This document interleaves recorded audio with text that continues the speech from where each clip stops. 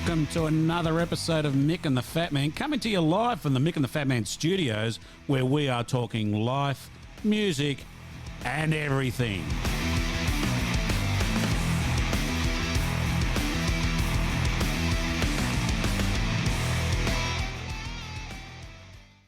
Well, welcome everybody to Mick and the Fat Man, Series 3, Episode 8. Mick, how you going, mate? Mate, I'm still living the dream. Just happy days. Loving it all. Happy days. Our last episode, where we were talking about concerts we've seen, brought it all flooding back in a wave of wonderful nostalgia. Oh, I know. I've been bloody snorting cocaine ever since. It's been great. I could have been, but I don't remember it. In honour of David Bowie, of course. Of course, yes. I mean, I wouldn't do it any other way. Mick, it has been a while since we have discussed extreme sport. And indeed, the last time we discussed it, we talked about extreme pogo, as you remember. I've had comments saying, where is the oh my God, they've taken all the drugs episodes again? Yeah. So, and I think we revolutionised the transport industry in that discussion without too many dramas.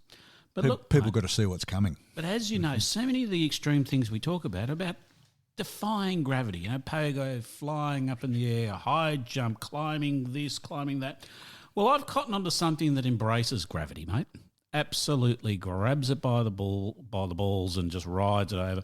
And it's extreme kayaking.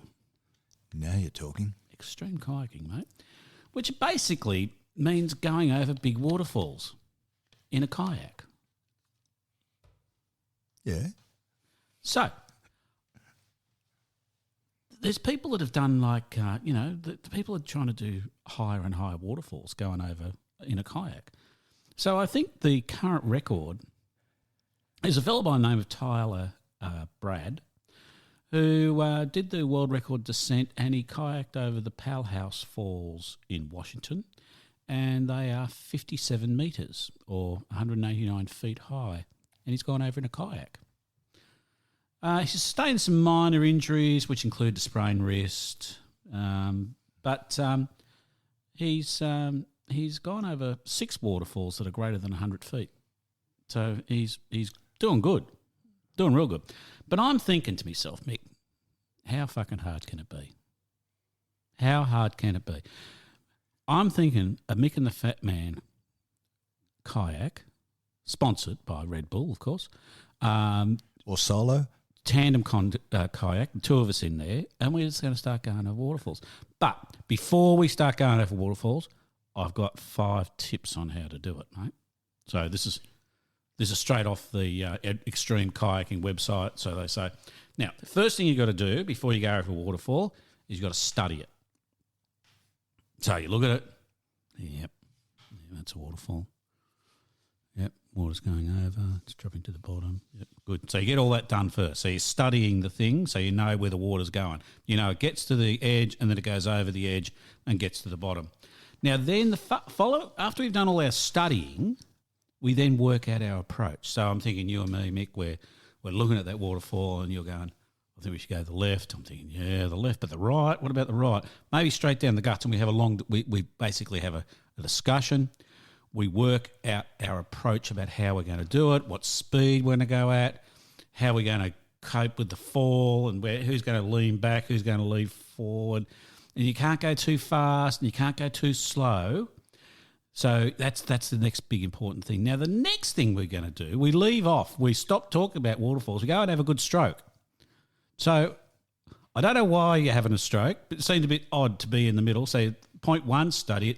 2, work out your approach. 3, have a good stroke. So I think we just wander off and just have a quick one into the waterfall. Just get that over and done with. But anyway, it does something. I don't know what it does, but it does something. Maybe it loosens your body. It really just a bit of nervous energy, I think. I think that's what it's doing. So you just get your stroke done, get that out of the way. Now remember, when you go over, you got to move your body. So I think you're sort of waving you're doing a couple of cool moves, moving your body around. You're lying back, so you lie back, so you're going down vertically because you don't want to land on your bottom. You want to land vertically as if you're like standing up. So we're in the tandem. We're kind of leaning right back and we're going over. Okay? And the fifth idea, get your paddle out of the way. And I thought that's good advice. Get the paddle out of the way. So, because they can hit you. So, I think we've got that sorted. So you got all that? Okay, so we're going to go up to the waterfall, you and me. We've got the tandem kayak there. We're going to study it. We're going to work out our approach. We're going to have a discussion, work out the approach. Off, quiet moment, good stroke. And then move our body and get the paddle out of the way. So I'm thinking, Mick, we start. How hard can it be? It's just fucking falling, isn't it? Really, just going over the cliff and land in a puddle. So I'm thinking we go up. We kick off with a warm up. North Queensland has the tallest waterfall in Australia, so 305 metres. I figure we hit that one first. Get that out under our belt. I don't think we'll have any injuries or anything. I think it'll be right. But then I think we go for publicity. So we head to Niagara Falls. We go to Niagara. It's only 50 metres. It's just a lot of water. It's a doddle. Easy. We've done 305. We're doing 50. And that's just, so we'll be in the papers. We'll the Canadian press will be there. The American press will be there. They'll say, how'd you do it? Oh, we had a good stroke before we went over. So we're good. And then I think we go something a little bit more exciting, the Angel Falls, 975 metres. A kilometre? Yeah. Where is this place? South America, I think. Jesus. It's tall, isn't it? A kilometre high? Must be, yeah. That's what it said. It's in the thing. I don't even want to look at it, let alone jump off it. We're together though, Mick. We've had a stroke. We're feeling good. We're limber. We're ready to go. It's 3,000 feet. Yeah. Anyway, and then we do. So once we've done that, that's the big one you done. You wouldn't walk that much. Oh, maybe downhill. So then we've done that. Then we go to Victoria Falls, another big sort of good looking one. Not too tall, but lots of water, and we get good feedback from that. So, and I'm thinking, that's done us. That's our career done and dusted. Biggest waterfall divers in the world on a kayak. I want to take us back to this 975 metres high. Bloody I'll just check. I'm going to look it up again. Because I think our career would be finished on that one. I think you're being a little bit pessimistic. I'm thinking that we would do that in a doddle. Yeah, so the Angel Falls, where are they? You're in waterfall, deepest, blah, blah, blah, blah. It's the world's tallest uninterrupted fall, a height of 979 metres. Yeah, 3,000 feet. It's in Bolivia. So that's not too bad, is it? It's a kilometre. Yeah, I've got to show you a picture of it. It looks all right. It looks easy to go over, doesn't it? It looks great in the picture. Once we've had a wank, we'll go anywhere. Hey? I reckon we can do that easy. Yeah. So, what do you think? I think it's a great. So we have the boat painted up. We've got Mick and the Fat Man talking waterfalls. Okay. Titling, branding, all good. Yeah. So and then we start doing a few podcasts about waterfalls. Okay. So I'm thinking, okay, we're going to talk about, I don't know, you got a waterfall around the mini Ha-Ha Falls or something. What's the one down the coast from here? The something around Minamara. Well, we'll go down. We'll do a podcast from the Minamara Falls. Yep. And we'll talk about them. We'll go for a cleansing bathe in the waters below. And then that's a bit of preparation to go to North Queensland. I'm thinking we can put the kayak on the bike. We could take it up on the bike, and just go over. We go. I'll have the hero, the GoPro on the top of my head to look at us go down. And what do you think? I can't see anything. I cannot see a problem. I cannot see any problems here. Look, how about for this Angel one? Mm-hmm. I'll do the photographs. Right. and you do the Off the Falls bit. Sure. Okay, good. Sure. Not a problem. I'm just wondering, though. I'll set a camera up at the top. I'm just wondering, though, Mick, with a tandem kayak, would that upset the dynamics of it with only having one person in it? I'm thinking we might have to get another person in there. Someone we don't like. We like everybody, mate. Oh, that's true. Yeah. Someone stupid. Got plenty of those. I can think of a few right now. I'm thinking, I know who I'll get. Leader of the opposition, Peter Dutton. He's a Queenslander. He'll do it for Queensland tourism. He would. And he would do it to prove how committed to the community he is. Yeah. So I'll get Dutto to come and give me a hand. Yeah. I'll give him a ring. Yeah. You got his number? Yeah, I'll give it to you later. Yeah. So all you'd have to do is tell him that Albanese has said he would do it. Albo's going to do it tomorrow. Albo's going to do it in July or something like that. And he said, well, we need to do it quicker. Yeah, I think so, yeah. I don't know. Do you reckon he'll keep up his end once we get to the strokes point? They get a bit thingy, don't they, those politicians? They're a little bit anal, so to speak. It's a little bit of a worry, I think. Yes. Yeah, I don't think he'll renege. And if he doesn't do it, that could jeopardise the fall. Yeah, I think it's a high risk enterprise, both physically and politically. Yeah, right. Anyway, look, I think we can do it. Okay, I'll tell you what we'll do. We won't do the Angel Falls. We'll go to a different one. We'll go to one that's only like 400 metres or something like that. Oh, yeah. Okay? A laugh. I know you get a little worried. It looks like fun, though. 900 metres going down. You're in a boat, for fuck's sake. That's going to protect you. Put a seatbelt on. 32 feet per second squared.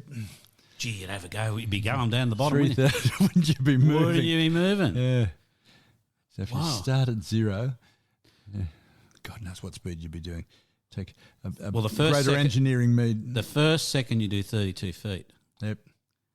Second you do 64 plus the 32 you've already gone. Yeah, so you're going 100 foot in 2 seconds.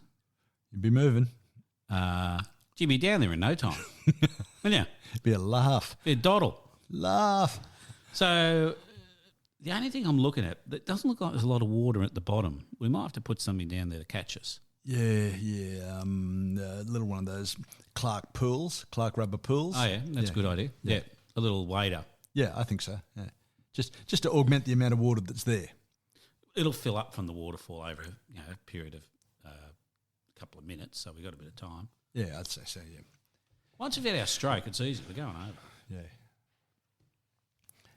Certainly worth examining. I think so. I'm going to get a photo of the...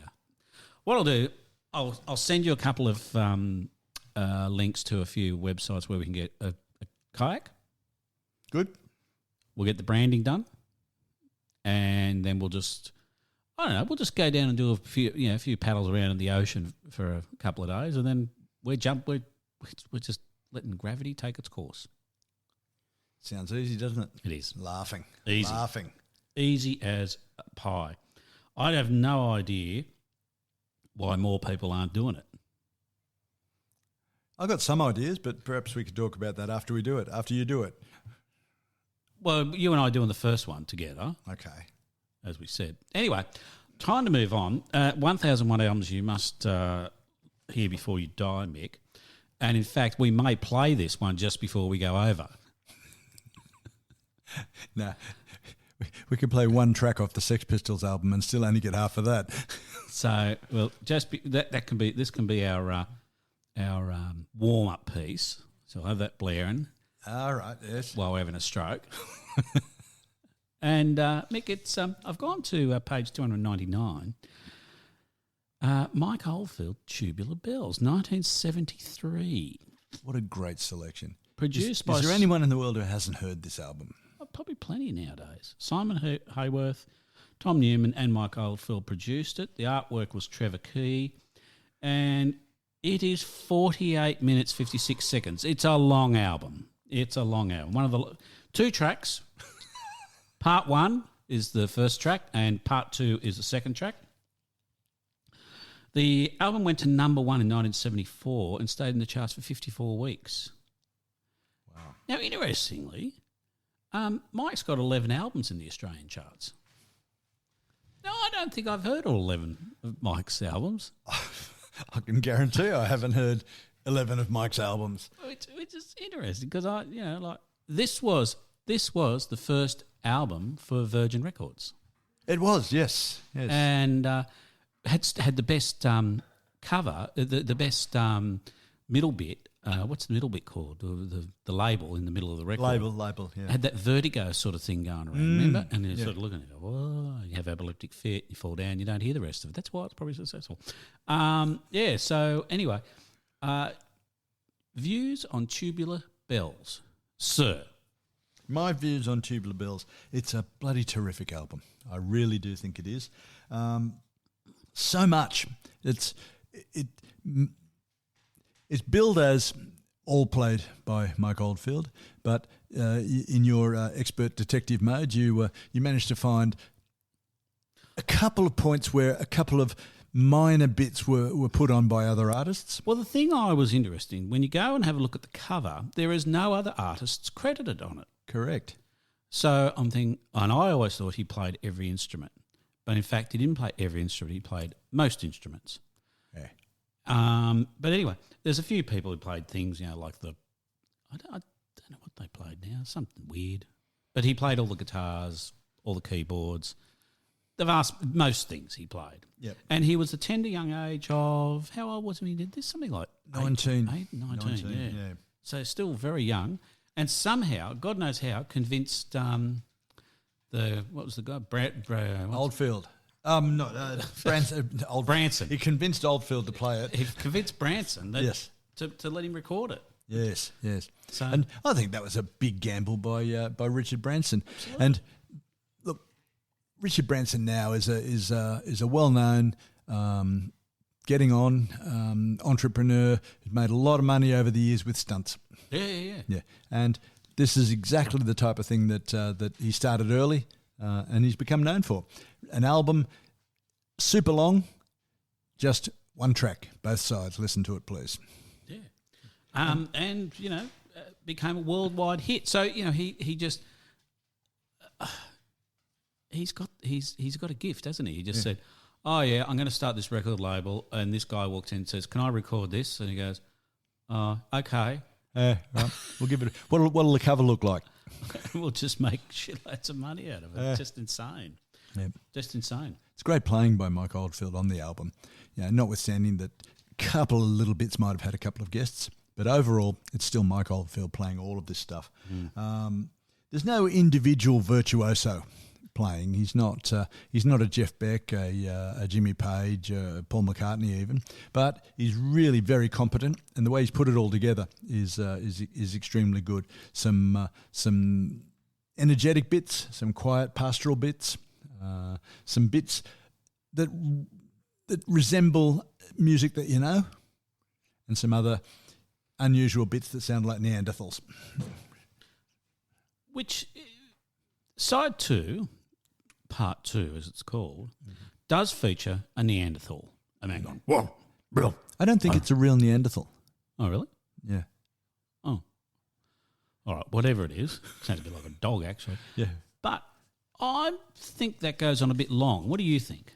I don't mind. On an album that already goes on a bit long, 48 minutes, having a Neanderthal, having a bit of a yak for a while, not a problem. Okay. Not a problem. Right. Look, and it's very typical of albums in that time. Pink Floyd had already set the benchmark for long albums. I'm a gunner. Yeah, Amagama, their early stuff, and even their later albums, which were more individual songs, they still went on. And I think I think it's Amagama where where there's a fly, it's going bzzz, and that probably went on a bit long. Yeah, went from speaker to speaker. Yeah. Very good if you were indulging in some form of substance. A bit dull if you weren't. Yeah, exactly. Genesis was playing not necessarily sidelong songs, but the sound was in a similar vein to some of the bits on Tubular Bells. So it's not unusual, not completely out of the box, but it was still very, very adventurous for the time. I think that Richard Branson really did well championing, taking on board this album, championing it, releasing it, and I think he deserved to have the hit that it was. Yeah, no. Well, and then it became a hit record, and then was taken up into the movie The Exorcist, and it was truly haunting music in there, wasn't it? It was, and a lot of people believe that that he wrote that bit at the beginning for The Exorcist. That's not true. William Friedkin took it and said, "Oh, that sounds pretty haunting. Let's put that over what I'm planning to do for The Exorcist." And you've seen The Exorcist. Increasingly, a few people probably haven't. It's worth seeing. It's one of the first of those really scary horror style movies, and haven't we seen a million of those? And some of them good, some of them not so good. But this one was really good, and the music really added to that, to the darkness and the whole haunting that the movie was all about. But the fact that you can make a single out of this was interesting, wasn't it? It's because it starts with the dun dun dun dun dun dun, dun, and then basically pretty much moves into the spoken introductions to each instrument by Vivian Stanshall from the Bonzo Dog Doodah Band. Is that right? It's very true. Yes. So he's one of the few other people credited on the album. And because you got all these sort of weird instruments, but I think the most glorious introduction is for the glockenspiel, more so than Tubular Bells. Yeah, I think he goes glockenspiel. Yes, somewhat of an eccentric Englishman is young Mr. Stanshall. And then the end is and Tubular Bells. Now it's funny that Tubular Bells is the name of the album, and it's that big epic moment on the album, but it came about by accident. Oh, is that right? Mike Oldfield went in to record an album, many of the same elements that we already know about, but he didn't have the Tubular Bells bit. He went in there. John Cale had been recording at the studio called The Manor in England beforehand, and as they were moving out, Mike Oldfield turned up and he saw the Tubular Bells there. He said, "Oh, can I keep them?" So he called up Branson and said, "Will you pay to use them as well?" And Branson said, "Yeah, okay." So he's used the Tubular Bells that John Cale used on a track on Paris 1919, which is a lovely album, and on the track called Adelaide, which is a girl's name and not a paean to a song in South Australia, to a city in South Australia. I thought it might have been a travel song. It could have been, yeah. Adelaide, it's really good. Ding dong, ding dong. Was there a Celesta lying around as well? There's none recorded. Right. Which, it's a bit disappointing. And I think Cale, given his earlier experience with the Celesta, I think he's probably thinking he likes to move onward. Yeah. Because you'll remember I asked him what his favourite album is, and he says the next. So he wants to do something different on each album, and he's not going to use the Celesta again. Did he ever use Tubular Bells again? I don't believe so. Yeah. No. But he did use a viola again, didn't he? Well, he is the viola. Yeah, and I think that's important. You can't have too many instruments associated with yourself. Yeah, okay. Yeah, he plays piano and viola, and that's it. Anything else is just dressing up a particular album. Now, the other thing I have a little bit of not a concern about, I just wasn't mad keen on the sort of the Irishy jiggy sound and thing on the second part as well. It's nice. I like it. It's a bit of lightness in the middle. If you've got 48 minutes of pretty heavy sound, and I suppose it gets you back up after you've been dragged down by the caveman. Absolutely, yeah. So I think it's well balanced. I think all of the different pieces of music are a nice tone. I think it's all in all, it's a great overall piece of music, and it all hangs together very well. All right, so it's a worthy admission into the 1001 albums you must listen to. I did actually used to have Tubular Bells Part 2. Which was the next album that he did, or maybe not the next one. No. It was a fair bit later. The next one was one called Hergest Ridge. Oh, that's right, yes. Anyway, look, I won't say he's basically copied it, but it's pretty close. Yeah. But I don't mind. It sounds okay. Yeah. Doesn't have a caveman, but it sounds okay. And it's kind of like the same tune except with a couple of different notes in it. So, yeah. Yeah, well, once you've used a caveman, you can't keep doing it. Can't use caveman all the time. time. But he did use a lot of techniques on this album that were picked up soon after by two of our popular items, Brian Eno and Robert Fripp. Oh. Who are renowned for pushing at the edges of recording technology. The credits list a range of guitars. Yes. But there was only one, and he played it different ways each time. And right. that echoes what Eno did on Another Green World. Two slightly distorted guitars is in fact one guitar. It's one guitar, yeah. Oh. Yeah. So, and he used double tracking, which wasn't common. Yeah, it was available. Obviously, they used it, but it wasn't common at the time. Despite people will trot out and say, "Oh, George Martin did this and George Martin did that."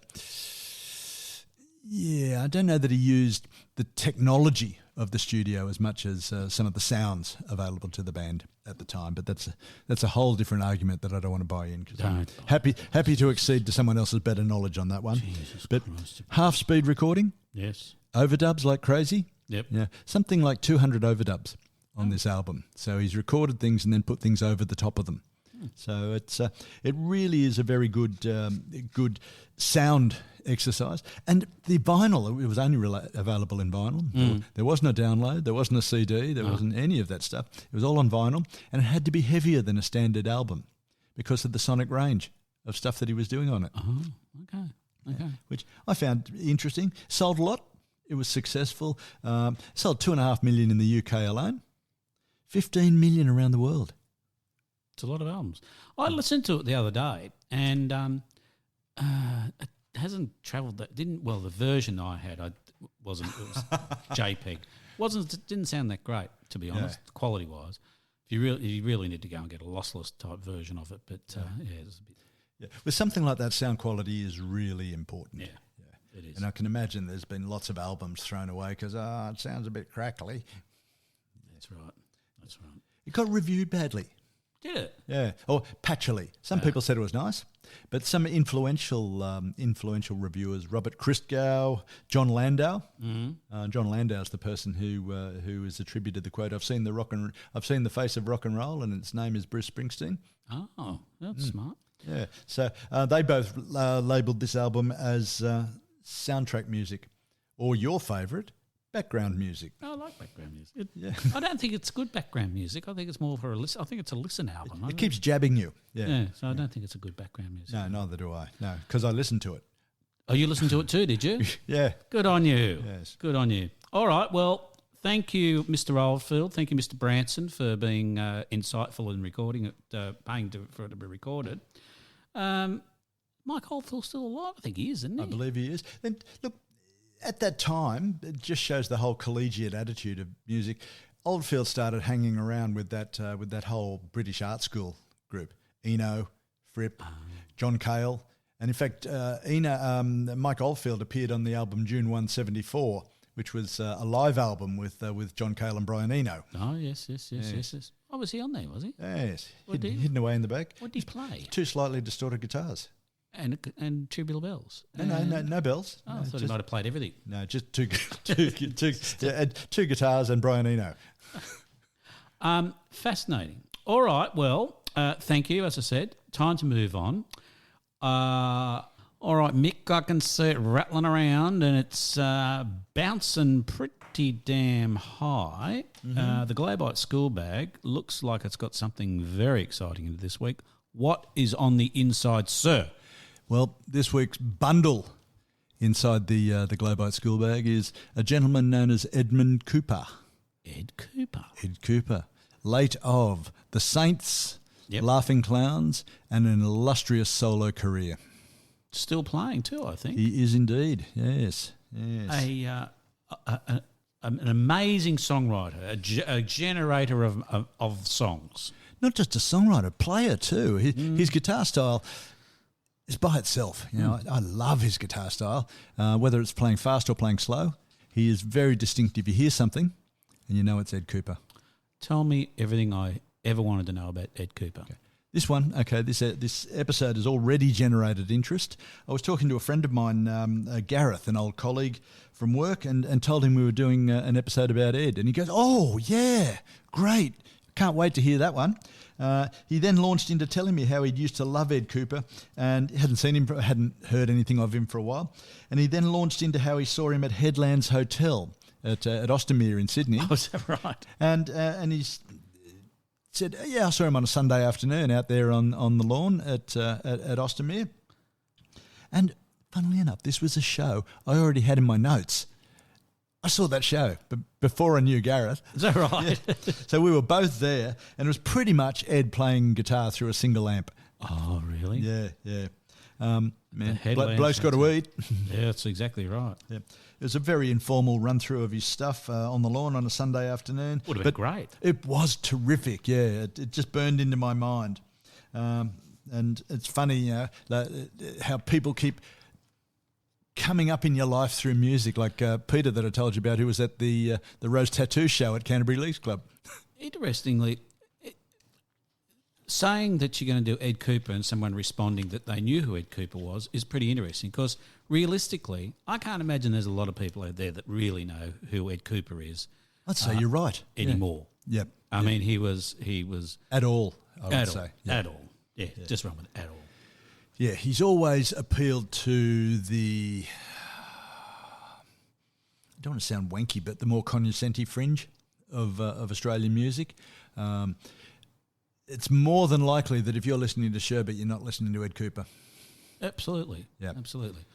Or even in his later guys, Daryl Braithwaite, Horses. Yeah, which is now you're listening to Harry Styles then. But Daryl Braithwaite Horses is like a massive song nowadays. All young people know Daryl Braithwaite's Horses, and he gets invited to play it at race meetings. He goes and sings Horses at race meetings. So like the start of the Spring Cup and all these sorts of things, Daryl's there doing, "We'll go riding on the horses." It's hilarious. Fantastic. Well, as you say, and he got a guest appearance to Harry Styles the other night, didn't he? There you go. And they did a big hug on stage, and swapping tongues and spit, and all sorts of things. Bodily fluids abound. Yuck. Anyway, back to Ed. Thank you, Daryl. So I've seen Ed a few times. Mm-hmm. Got to tell you that those times are older rather than more recent, and we'll talk about the difference between Ed's early stuff in any of his manifestations and what he's doing now and the style that he's adopted now. But I've always loved it when I saw Ed Kuepper. He's and my younger brother, who's no longer with us, he also was a huge fan of Ed, and he used to drag me over to see him with him at DY at the Time and Tide Hotel over there. So we saw Ed a few times there. Ed Kuepper, originally from Germany, born in Germany. Oh, is that right? Yeah, but he grew up in Brisbane. So there's a bit of a come down for him. German parents, or? Yeah. Just checking. I thought he might have been on diplomatic mission or something like that. Oh, I see. Yes. No. German parents. Oh, okay. Edmund Kuepper. And the Cooper for people. Just because you say it with a funny German accent doesn't make it German. I always do that. Edmund Kuepper. Yeah, but it's Kuepper. Schultz. It's Kuepper spelled the German way. Kuepper. Of course. Yes. Who could forget the German way of spelling Cooper? Who could? Yeah. And once you know it, never forgotten. He was a founder member of the Saints, so coming from Brisbane. So there alone is enough to brand him into Australian rock history forever. Bursting out of Brisbane and, well, not single-handedly, but a small group of guys, teenagers, coming out of Brisbane, Ed, Chris Bailey and Ivor Hay, a couple of others, getting over to England and almost single-handedly inspiring punk. Yep. Things like the Pistols like them, the Ramones like them, and we've talked about a couple of episodes where people have been influenced for punkish style of music, and they always say the whole thing started with the Saints. Yep, which is pretty big for a band out of Brisbane. Yep. And the Saints never really made it huge in Australia. I think they were definitely bigger in England, weren't they? I think so, yeah. Later on, Chris Bailey had a number of hit singles when the Saints became Chris Bailey. Yeah, right. Yeah. And he had a number of singles, and they were all good. When the Saints Go Marching In, I think was one of his, wasn't it? He did it for St. No, George. that was just a description of their show. Oh, right. Yeah. And a bit like Robert Foster from the Go-Betweens, couldn't wait to get overseas to play music to audiences that appreciated them. Yeah. So the Saints started in Brisbane. I can't imagine Brisbane loving the Saints when they... Oh, I've always thought that, where does this fit? It doesn't. Yeah. And so they came down to Sydney. Yep. And by that stage, they already had ambitions. Yep. And then headed over to England for a few tours, and the rest is history, as they say. How long How long was he in the Saints for? Do you know? A couple of years. Yeah. So only in the early stages. Yeah. And look, funnily enough, the Saints are attributed with being this huge influence on punk and racka. And over the years, Cooper's been asked about that a lot, and he's his answer is fantastic. He's so dismissive. He plays what he wants. He thinks what he wants, and he says it's no big deal to be associated with influencing people who are a bunch of arseholes that I don't know why anyone would want to associate with them anyway. Okay, fair enough. Okay. Yeah. So after the first album, Cooper wanted to make what he called more cerebral type of music. Music had a bit of thought. The Saints was bang, bang, bang. Yeah. So Ed wanted to play something a little different, a little more of a thinking man's music. So he came back to Australia, and with a fellow by the name of Jeffrey Wegener, who played drums, and they've had an on and off relationship over the years. But he formed the Laughing Clowns when he came back to Sydney, who were renowned, never hugely successful, but everyone who saw them has a story to tell. I have to admit that I was never fortunate enough to see the Laughing Clowns live, but there is an album which was released, and I have it, but it'll be re-released this year, called Golden Days, When Giants Walked the Earth. Now, as soon as we can get some information on that re-release, we'll tell you, but it really highlights what a challenging band for Australian music the Laughing Clowns were. A mixture of sort of rock and roll, jazz, very much so, with the horns, saxophone, bit of trumpet and so on. Ed's guitar, which has always been good. There's one of his latest songs, also struck the king of Euro disco, which we might play a bit of later, when we get to Ed's solo work, as a likely piece of music from an inspired amphetamine-driven Sergio Leone movie. And a bit of sort of funk in there. It's a real mishmash of stuff, isn't it? It is. I don't know if I'd go so much as to say funky. No, not funky, funk, as in. So it reminds me a little bit of. There's little. Do you remember that band called Dig, Directions and Groove? There's They sound. There's a few little things come out of there that they remind me of. Well, they came much later than these guys. But they did. Well, they've listened to it, of course. Yeah, I'd say so. Yeah. Now, Laughing Clowns, as I say, I didn't see them live. Really wish I had. Because I did see a lot of Ed straight after the Laughing Clowns. So, you think back, bummer. Major feature of this band was saxophone, which I always love a good saxophone in a band. Everybody loves a good sax. Yeah, you can't get enough. Yeah, sax and drugs, perfect rock and roll band. Sax and drugs and rock and roll. Exactly. The band's not an easy listen. They are not what we've discussed many times as breakfast music. No. By no stretch of the imagination are they breakfast music. I've had my wife come storming out of the bedroom saying, "This is not morning music." And I say, "But it's Ed Kuepper." And she says, doesn't say anything, gives me that look. Some people, gee whiz. But with that lovely jazz influence, two different saxophone players at different times, a fellow by the name of Bob Farrell and a woman by the name of Louise Elliott. They're reputed to, I wasn't able to find any proof of it, but then I didn't talk to Rolling Stone Australia. They were reputed to have been voted at the same time the best new band of 1979 and the worst new band of 1979. That's impressive, isn't it? It is impressive, yeah, by the readers of Rolling Stone Australia. So, yeah. Actually, I'll just give you a little. I'm pretty sure this is the track that's got some interesting. This is just totally different to anything.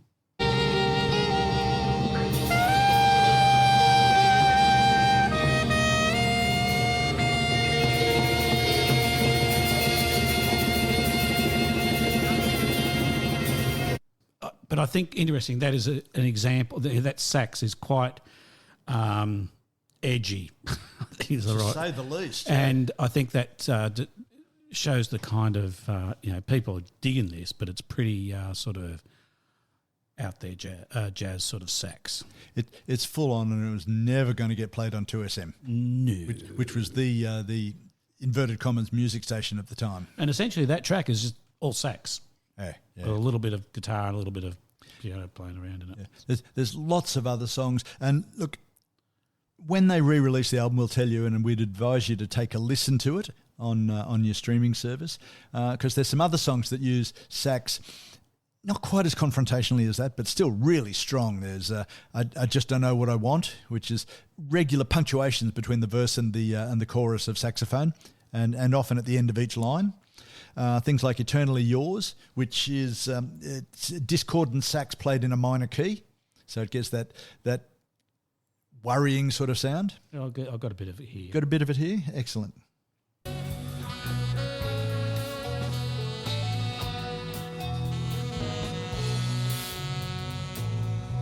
It's 2 minutes in. Yeah.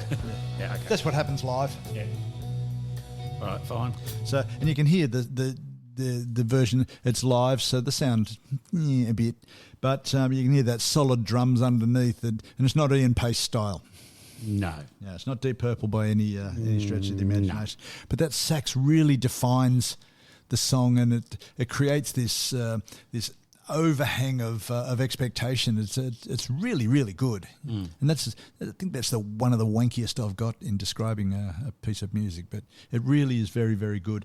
The sound is It's quite. you've had a good stroke earlier on, so Oh, it's that waterfall stuff. Yeah. It's just done it for me. Yeah. The sound is quite different from the Saints, as you can tell. just a bit. Where it was one chord straight into the song. Yeah. Thanks very much. Let's play some instruments. I'm stranded. Yeah. Let's play some instruments, different parts of the stage. Got your headphones on so you can't hear anybody else, and just play. That sort of thing. But generally featuring a lot more interesting songs than the Saints. Different and more interesting. And that just shows where Ed and what Ed wanted to do at the time. Yeah, well, when you think about the Saints, really it was sort of like a, the 3-minute song, just... Well, you see what it influenced. Yeah. Gabba Gabba Hey. That's right. That's exactly it. Yeah. So that's it. Look, the recorded history of the Saints, and in fact all of Ed Kuepper's career, is bloody glaringly deficient. I'm really, really disappointed in some of them. There's an album this album is being re-released this year. That's Golden Days, When Giants Walked the Earth, and you should look for that one. There's also an album called The Singles, 1986 to 1996, and it's not got everything that I regard as Ed standouts, but it's got a lot, and it's great, worth picking up. That almost country influence, maybe that style of guitar playing that he has. It's not country, but you can see an influence in the same way as rock and roll is not Lonnie Donegan, but the influence is there. As we talked a couple of weeks ago. No, it's not Lonnie Donegan. Yeah, absolutely. Okay. So the Golden Days. It's not a greatest hits album because that'd be a very small album for the Laughing Clowns, but it is a best of. It's a snapshot of their career. Really worth listening to. So when's that coming out, or is it out? No, it's coming out later this year. I haven't got a date as yet. I just read this the other day online. Was that in your rock news? Sorry, was that rock news? Rock news? No, I haven't heard that. I heard something about Anne Margaret, but. After the Laughing Clowns, Ed used to have some interesting altercations with Jeffrey Wegener, and they had some musical discussions. Oh, is that right? Yes, but that's not unusual for musicians. Ed left the Laughing Clowns, who then folded, and started recording his solo career. His first album was one called Electrical Storm. When I transferred all of my music from album to put them all on the computer, I think you said, You'll be fine, mate. Yeah, I don't know why you're doing that. You can get them on download. None of them. Half of John Cale's career is vanished from the ether. Half of Ed's career has vanished from the ether, including this album, Electrical Storm. If you're ever out at a sale and see Electrical Storm, CD or album or cassette for that matter, for God's sake, grab it. It's just a terrific album. It's still one of my favourite albums, and I've got it. So unfortunately, I can't tell you to go out and get it, and I can't even play it for you on Spotify because it's just not there. No. There's very few albums in Apple. Yep. There's Lost Cities, Second Winter. Second Winter is a re-recording of Electrical Storm in the same way as Second Thoughts is a re-recording of Mental Notes by Split Enz. Okay. And then there's the complete radio sessions and Return of the Mail Order Bridegroom. Yeah. That's it. And not a lot. There's a singles album coming out, as I say, and that'll be soon. He wrote the soundtrack for The Last Cab to Darwin, the movie. Have you seen that movie? I haven't, no. It's quite good. Oh, good. Yeah. Well, I'm glad you have. Yeah, it's a good movie. You'll see it. It's on you can stream it. You don't have to go to the movies to see it. Oh, good, I will. Because I doubt it'd be on at the movies. I don't know what Electrical Storm. Ed couldn't get any interest in an album. So he recorded it himself for $1,200. Oh, is that right? Yeah, and it's really good. Master of Two Servants, Car Headlights, Electrical Storm. One of the lyrics in Electrical Storm, I thought that it would take forever just to leave this one-story town. Yeah, I love lyrics. You do. He did sign up with Hot Records in the UK, and for a long time they kept his stuff going. But if it's not selling, what do you do? Yeah, so that doesn't seem to be available through Hot Records anymore. I might do a bit more research and see whether we can find. I'll keep you posted if we can get any more. What if has he got a website where he sells it? Yeah, is he? It was via Hot Records. Yeah. Yeah. I'll keep you posted. I'll keep looking and investigating. Okay. I might even contact his office if I can. Give him a ring. Yep. 0426.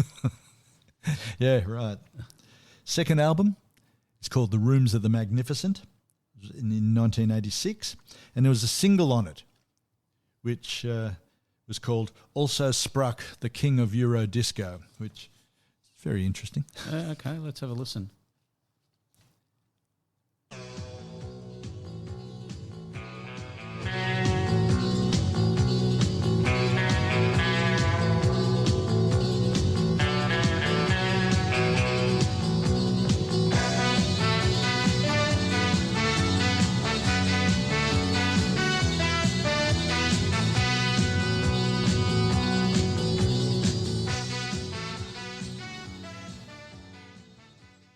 So you can hear that thrumming sound, that unique guitar style that he has, and his use of horns is a lot cleaner than it was with Laughing Clowns. He wasn't looking for the discord; he was looking for them to augment the sound.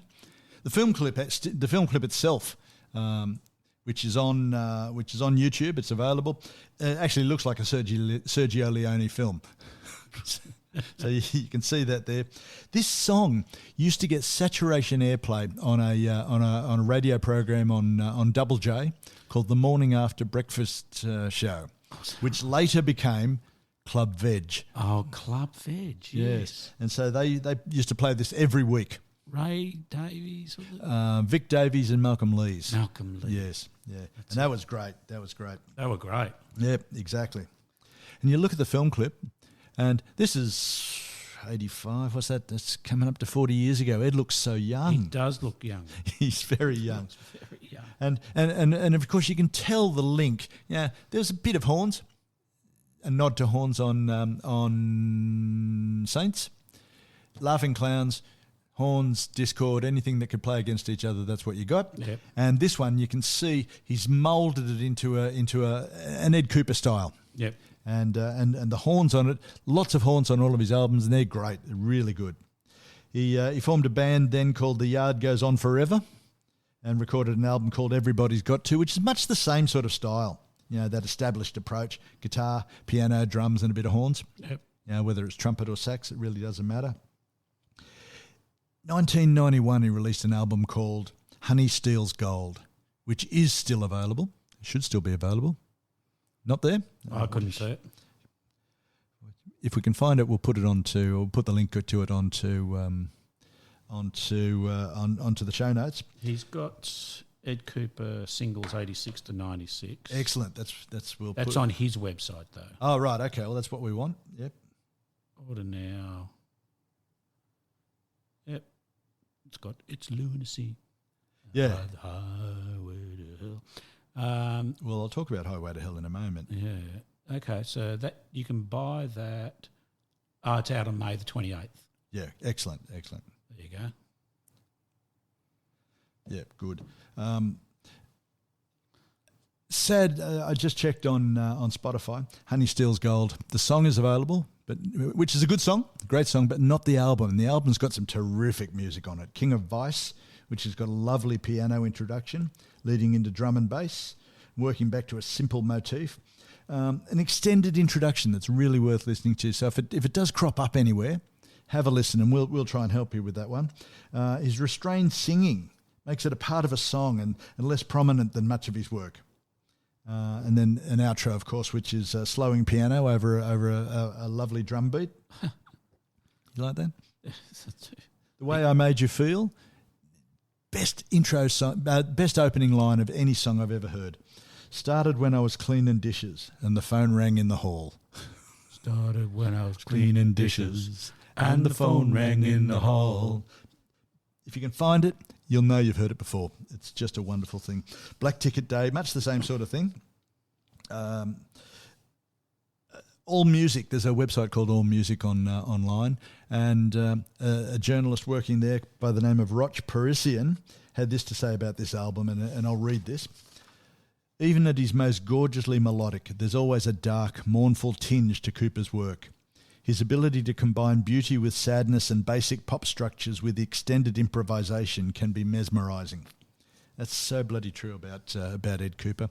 His latest stuff, there's a difference between the relentless driving beat in his early things and the discord, particularly with sax and horns on his early music, compared to what he does later, which is more wistful, acoustic sounding versions of his songs, but they are Ed Kuepper songs, and slow or fast. They're beautiful. He's a lovely songsmith, and he really gets a nice sound, even with the stuff that's available on Spotify. Much of it is more of an acoustic sounding rendition of new songs, and some of his old songs which are live but still have that slower play to them.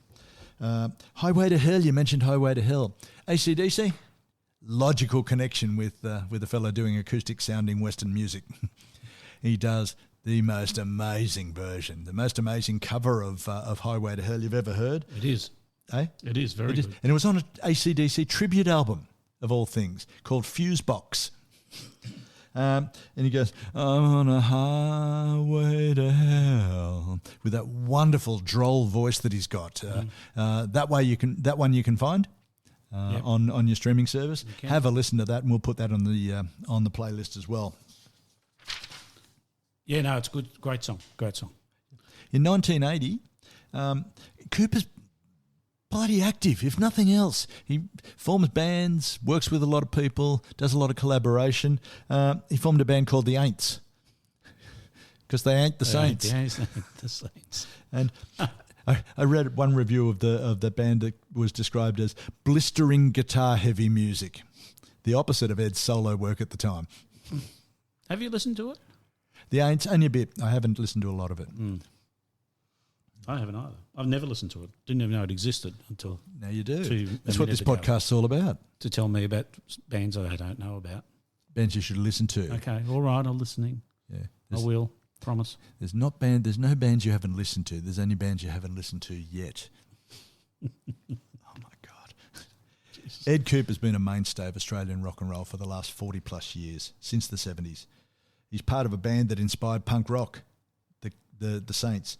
Part of a legendary jazz rock band called the Laughing Clowns, and then an inspired solo career and collaborations with so many Australian musicians. Did you know that Mick Harvey in 2007 left the Bad Seeds and Ed jumped on as lead guitar.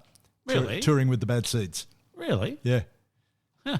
So it's lovely. And in an industry that's renowned for the rock and roll lifestyle, I've got to give a big rap to Ed. Relationships don't last in this industry, they say, because of all the obvious reasons and all the temptations and everything. Ed met Judy Dransfield at a Laughing Clowns gig in 1979. They're still together. Oh, that's nice. Isn't that lovely? That is nice. That's for your agile mathematical brain, Jeffrey. That's 44 years. 44 years. That's longer than many of our listeners have been alive. That's longer than I've been married. Yeah. Well, there you go, Ed. You've beaten Jeff. By 4 years. Indeed. He was touring in early 2023. I've really got to find out a way to use this interweb stuff to tell me about shows when they become available and not when they've sold out. Yeah. So Ed toured early this year, and I found out about it after I was reading reviews of the shows, which is all a bit disappointing for me. Comments like, one of the greats, always a great show. Lots of those sort of drooling sorts of comments about Ed, and I would have just absolutely loved to see it. He did some limited touring in the US through March and April. Illinois, Pennsylvania, Arizona, of all places. So you could. That was February. Yeah. Could have gone to Cronulla the 9th of Feb. That would have been good. He was on to the Brass Monkey. Oh, that would have been excellent. Could have gone to Brunswick Ballroom 10th of February. That would have been good too. I could have driven down with him from the 9th to the 10th. He would have gone straight to Melbourne. He would have driven down. Yeah. With the amp in the back of the car. That's a long drive for a gig the next day, isn't it? Yeah, it is. He he would have driven, wouldn't he? Yeah, I'd say so, yeah. Or pogoed. How do you get the amp on the pogo? You carry a separate freight pogo with you. You have a freight pogo. It all comes together now, doesn't it? Yeah. It's long term. Mick and the Fat Man planning and thinking. That's the right. way we go. So that's Ed Kuepper. I love him. I think he's terrific. He's Australian, and you never hear him talk like this on air. No. But his singing and his playing. Now you've got to say, this guy's Australian when you hear it. I did see him once too. I think I told you about this once again. The Sydney Festival, when occasionally they pop it out at Parramatta or a few different places. Well, it was in Parramatta. They had a Spiegel tent in Parramatta. Ed played there. That was great. Wow. It was great. Would love to. And that type of environment gets you right up close, which is a good way to see Ed Kuepper. And you get a beer as well. And can't get better, can you? And the funny thing was, at the end of the concert, he was outside selling his own merch. Yeah, I would have bought a stack of it. I did. I bought a couple of CDs, but I have no idea where they've ended up. I hate that. Yeah. I just thought it was weird, like Harry is up there playing the music and gets out the back, and it was like a 2 o'clock in the afternoon type show, and came out and selling his CDs and T-shirts and shit like that. Excellent. So next time Ed tours anywhere on the East Coast, I'll give you a hoy. We can go see him. We'll go and see him. We could end up anywhere.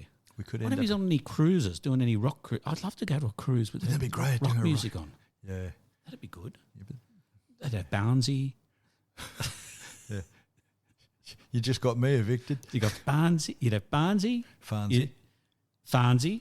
Because you wouldn't have to travel far. So no. You could take it easy. Farnsey, and Daryl. And that'd be the lineup. And every night you'd have, we'd go riding on the horses, working man. That type of thing. That'd be great. It's great. Wouldn't it? I've loved talking about Ed Kuepper today.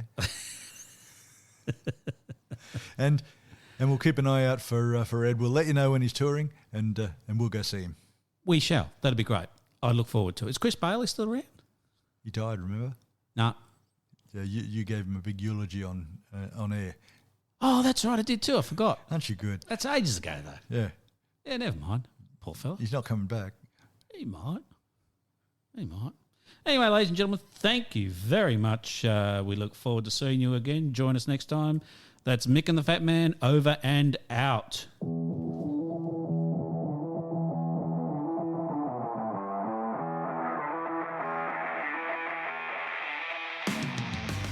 Well, that's a wrap, and thanks for listening. Don't forget to subscribe. It's free. And if you like this, tell your friends about us. Also, contact us at mickandthefatman@gmail.com. Follow us on Facebook and Instagram. Thanks very much. See you next time.